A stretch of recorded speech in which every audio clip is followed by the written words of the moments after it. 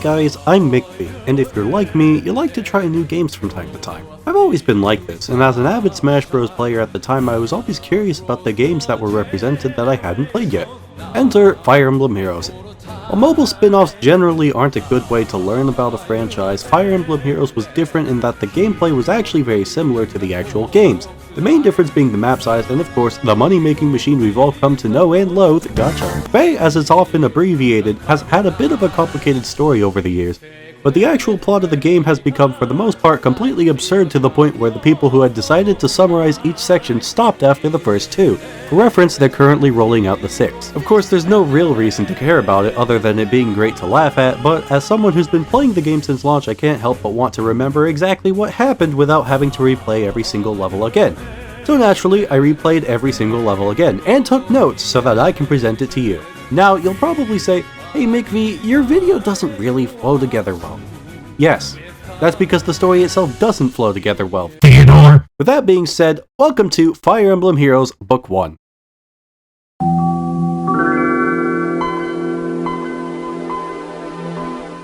Fire Emblem Heroes starts off with a blinding white flash and a redhead handing us a gun. Yes, your first introduction to this medieval fantasy themed game is a gun. Unfortunately, you're still defenseless because instead of shooting bullets, it shoots people and not at a high enough velocity to be useful. We're immediately told that a mysterious world is being invaded by an sorry. Wait, hold on. Let me check this again.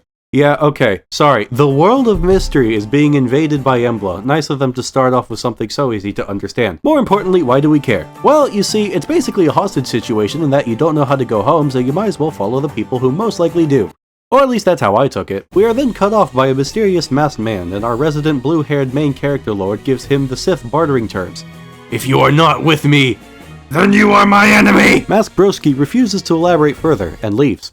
We're then given a lecture on how Asker, the kingdom we are currently a hostage of, assisting, can open gateways to other worlds, but the power to close them belongs to Embla, who we assume Mask Broski is working with. This means that as long as they never close any gateways, the Emblans can run around and do whatever they want, and we have no choice but to play cat and mouse with them. And seeing as we are the cat, it's not looking too good.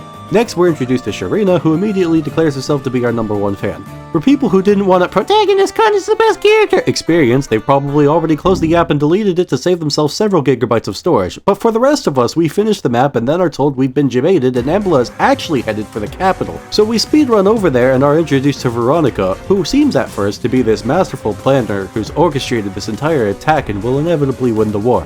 This is a lie. One of many. She's a literal child who's hopping between dimensions and invading them because she's bored. Now, I don't really remember what happens next. My notes say Xander exists and everyone points at Veronica and laughs, so I'm not entirely sure if that's accurate, but I can't be bothered to replay it, so I'm just going to say that's exactly what happened and you're not going to look it up. I mean, who are you going to turn to, the wiki? No one bothered to write it down, and quite frankly, neither are you. Now that we've gotten that sorted out, Alphonse hastily apologizes to us for abruptly taking us out of our peaceful life and into the middle of a medieval battlefield, then cancels it out by telling us we're an invaluable asset, which basically means they aren't letting us go home. We're then thrown into... We're then told that the denizens of this world are under contract, in which we must fight to the death until we defeat them, and then the contract is lifted, unless it's the first time, in which case it doesn't count. How does this work? Bold of you to assume that we thought this far ahead. The only other thing that happens here is that right as we're celebrating, Veronica calls us boring and leaves. In this world, we meet Xander again, who immediately lectures us on how Veronica, a bored brat who conquers entire dimensions for fun, reminds him of Corin, a man-child who has never been outside before. This is entirely consistent with his character in the Fate series because the only things Xander is known for are being inconsistent and ignoring his sister's dying wish. After we beat the heroes of Conquest, Xander decides to stay with Veronica but doesn't take anyone from his world to assist him, not even his retainers, whose sole purpose is to guard him and help him fight. After a short talk about how ridiculous this is, Sharena mentions having friends, and Alphonse immediately tells her that she shouldn't make friends with heroes because they'll have to leave. In truth, he's just bitter because the one hero he chose to befriend apparently decided to go home. After they shower us with more compliments and praise than we probably deserve, we head off to... We meet Roy from Smash Bros!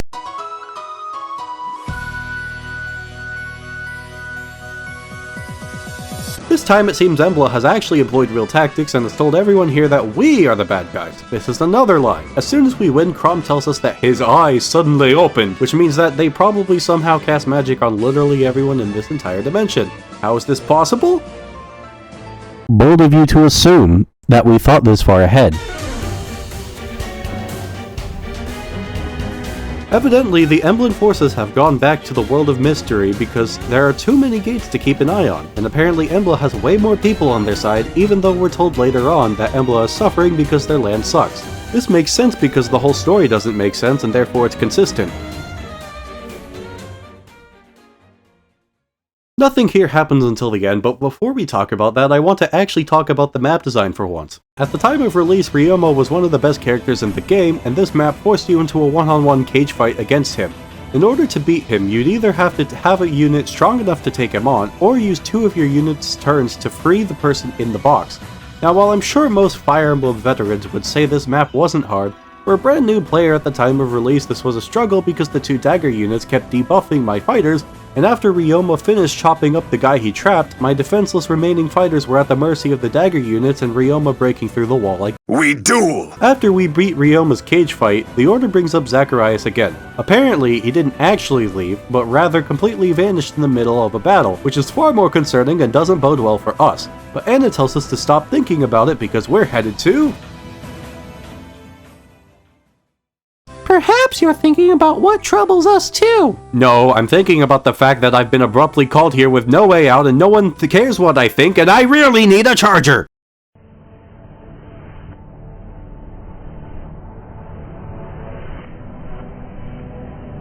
Apparently they think Veronica might have closed the gate that Zacharias came from, but they also mentioned that he and Alphonse were childhood friends. I can't imagine Veronica was old enough to do that, as she was likely a maximum age of 6 when that happened. Apparently Zacharias disappeared in the World of Awakening, so we go back there to find some clues because we've helped them win fights, so maybe we can help them win friends.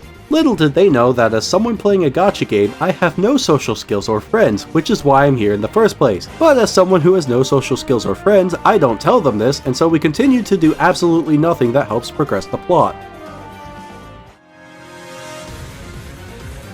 We're told that Embla has decided to invade us, so we fend them off of our territory for a bit.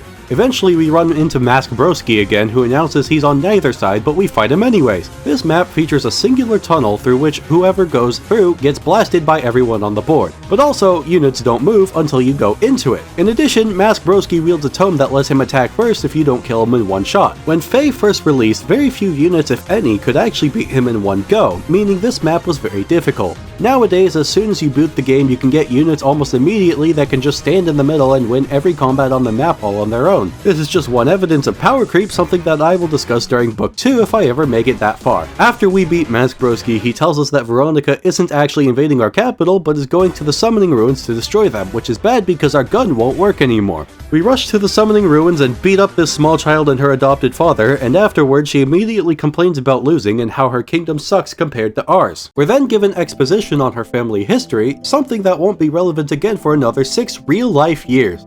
Mask Broski shows up, and after Alphonse thanks him for his guidance, he tells us we will never see Zacharias again, refuses to elaborate, and leaves.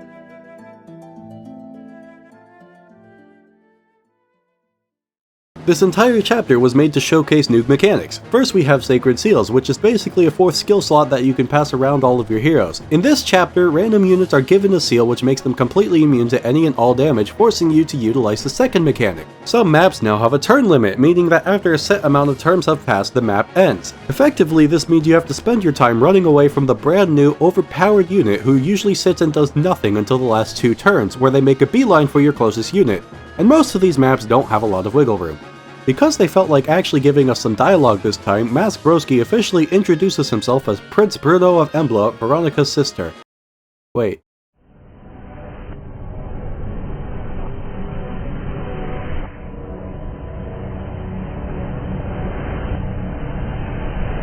Hey guys, Mickvii here. So as you can see, we just got past this part where I explained that Prince Bruno was actually Mask Broski the whole time, but because the story is so convoluted and confusing, I immediately forgot it and referred to him as Mask Broski throughout the entire rest of the video. Just wanted to let you know as a heads up. Other than that, they call Ike the strongest in all the worlds, which is objectively false because several dragons can bite down and eat him. Maskbroski also tells us that we're stupid for being polite, and then as we leave the world of Radiance, Veronica tries to close the gate, but Zacharias shows up from somewhere and stops it. How convenient. Anna conveniently tells us that she didn't tell us that she got a cell phone in the world of Radiance, and we're headed to the world of Echoes to perform a ritual that will get it to work, allowing us to contact anyone in any world without their permission, even if they're asleep. Not creepy at all, of course. Now, I'd like to discuss the last map of this chapter. For a very long time, this was one of the most difficult maps in the game. You had two of the strongest magic units in the game with... units? You had two of the strongest magic users in the game with two different colors, meaning that any red or green units you had were completely screwed. Attempting to take out Celica first would cause literally everyone else to vaporize you on the spot, while trying to bait out Bruno would result in your death. Trying to attack the mage next to Celica would take too much time because the map was on a time limit. Any damage you did could be immediately healed by the healer, who was the first to have full damage on the staff weapon, and because that wasn't enough, the map was on a turn limit, forcing you to play offense, because at the time, turtling wasn't a realistic option if you wanted to win before the turn limit ran out. Upon return, we try to contact Zacharias, but Bruno shows up, reminds us that he killed Zacharias, refuses to elaborate, and leave. At the time, Fire Emblem Echoes had just come out, so it's only natural we'd immediately go right back to it. Maskbroski continues to lose his sanity, probably because they keep abusing their new turns to win mechanic. I know I do. After we finally fight through the 5 maps of the chapter, we suggest that Bruno might be Zacharias because the only person to respond to our ritual was him, despite the fact that Zacharias being dead would have the exact same effect. Somehow everyone forgot that Prince Bruno is Veronica's brother. I don't remember the specifics, but that's what my notes say, so I must be right. Don't look it up. Bruno gives another exposition dump, informing us that Embla is actually a dragon that cursed the Emblan royalty to always want to kill the Askren royalty for some reason. Why? Bold of you to assume that we thought this far ahead. But isn't this the end of the chapter? Shut up! Bruno explains how he's been trying to find a way to stop this for years but to no avail, and even tried killing himself and that didn't work somehow. During Book 1's lifespan, a few side maps called paralogs ran to celebrate various events such as summer and Christmas and the like. All of the event characters which came from these events were either from Fire Emblem Awakening or Fire Emblem Fates, which made very many people upset. But I didn't care because I didn't play any of the games at that point.